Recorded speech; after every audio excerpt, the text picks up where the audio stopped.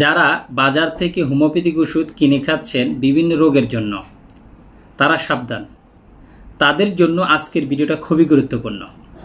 আসসালামু আলাইকুম রহমতুল্লাহি ওয়া বারাকাতুহু। প্রিয় বন্ধুরা, যারা বাজার থেকে হোমিওপ্যাথিক ওষুধ ক্রয় করে খাচ্ছেন, জ্বর, সর্দি, কাশি, মাথা ব্যথা, সাধারণ অনেক রোগের ক্ষেত্রে কিনে খাচ্ছেন, কিন্তু লক্ষণ মানছেন না।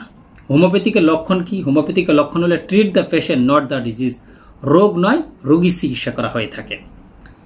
এখন যেমন ধরুন, একই ব্যক্তি জ্বর, সর্দি, কাশি, মাথা ব্যথা নিয়ে গেল, এক কোণের ওষুধটা চেয়েছে, কিন্তু জ্বর, সর্দি, কাশি, মাথা ব্যথা কিসের থেকে হলো তার সিমটম কিন্তু, লক্ষণ কিন্তু এক না।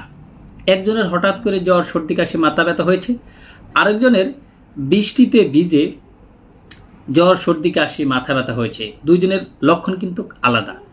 এই জন্য আমি বলতে চাচ্ছি যে আসলে হোমিওপ্যাথিক ওষুধ আপনি বাজার থেকে কিনে খাচ্ছেন, বা একজন আপনাকে বলেছে, বা ইউটিউবে দেখেছেন, অল্প একটু দেখেই আপনি জ্বর, সর্দি, কাশি, মাথা ব্যথার ওষুধ খেলেন, কিন্তু দেখা যাচ্ছে হিতে বিপরীত হতে পারে।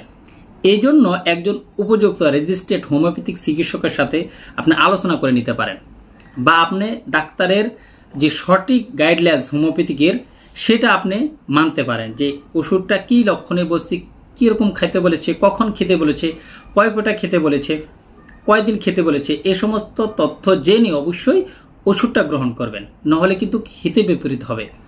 এজন্য একজন হোমিওপ্যাথিক রেজিস্টার্ড ডাক্তার দরকার। কারণ আপনি নিজে নিজে যদি নিজে চিকিৎসা করেন না জেনে, তাহলে কিন্তু হিতে বিপরীত হবে। তাই হোমিওপ্যাথিক ওষুধ খেতে অবশ্যই আপনার সতর্ক হতে হবে এবং কি সাবধান হতে হবে, যে কিভাবে হোমিওপ্যাথিক ওষুধ খেলে রোগ ভালো হবে, সুস্থ হবে, আরোগ্য হবে। আজকে পর্যন্ত, আল্লাহ হাফেজ।